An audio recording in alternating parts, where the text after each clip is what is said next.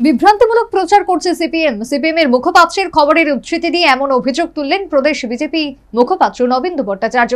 উপরন্তু রাজ্যে কংগ্রেস সিপিএম এর নির্বাচনী সক্ষতারও তিনি গভীর সমালোচনা করেন। যে কংগ্রেস সিপিএম একটা সময় নিজেরা একে অপরের সমালোচনা করত, তারা এখন একে অপরের প্রশংসায় পঞ্চমুখ বলে নবেন্দু ভট্টাচার্যের তির্যক। রাজ্যে একদিকে নির্বাচনী প্রচারাভিযান চলছে, এর মাঝে চলছে শাসক এবং বিরোধীদের একে অপরের বিরুদ্ধে বাকযুদ্ধ। এমনটা অমূলক নয়। এই পরিস্থিতিতে সিপিএম বিভ্রান্তিমূলক প্রচার করছে বলে সিপিএম এর মুখপাত্রের খবরের উদ্ধৃতি দিয়ে আহত সাংবাদিক সম্মেলনে অভিযোগ তুললেন প্রদেশ বিজেপি মুখপাত্র নবেন্দু ভট্টাচার্য।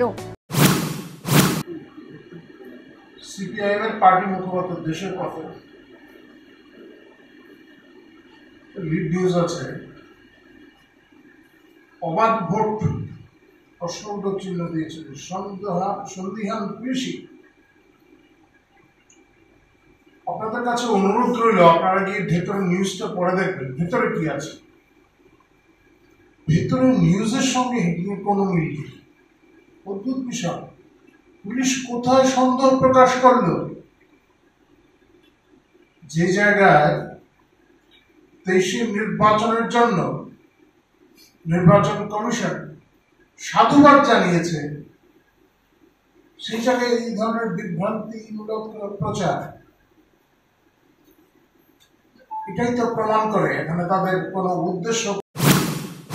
একই সাথে রাজ্যের 2013 বিধানসভা নির্বাচনোত্তর সন্ত্রাসের কথা উল্লেখ করলেন নবেন্দু ভট্টাচার্য এবং রাজ্যবাসীকে সকাল সকাল গিয়ে ভোট দেওয়ার অনুরোধ জানিয়ে আগে ভোট দান পরে জলপানের বার্তা দিলেন প্রদেশ বিজেপি মুখপাত্র।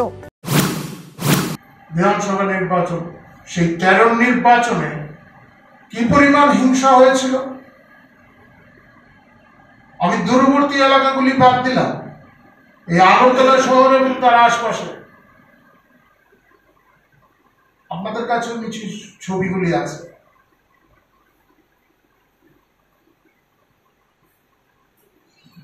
মানুষ কিন্তু এসব ভুলে যায়নি।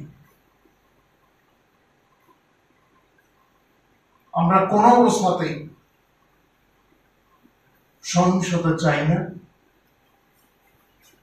মানুষ বেশি পরিমাণে ভোট দেয়, সবাই গিয়ে যাতে ভোট দেয়, বেশি সংখ্যায় যাদের ভোট করে, সেই জন্য আমাদের কার্যকর্তারা প্রচার চালাচ্ছেন। আমরা অবশ্যই আমাদের ভোট দানের কথা আমরা বলছি, কিন্তু আমরা সবাইকে এই অনুরোধ রাখছি, সাত সকালে গিয়ে সবাই।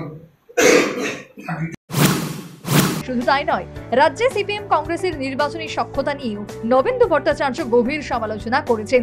কৌতুকের ভঙ্গিতে তিনি বলেন, একটা সময় যে কংগ্রেস সিপিএম একে অপরের বিরুদ্ধে সমালোচনা করত, তারা বর্তমানে একে অপরের প্রশংসায় পঞ্চমুখ। বিষয়টি রাজ্যবাসীর কাছে বিস্ময়কর বলেও তিনি জানিয়েছেন। কোনো কোনো ক্ষেত্রে বিরোধীরা প্রাক নির্বাচনী সন্ত্রাসের অভিযোগ তুলছেন।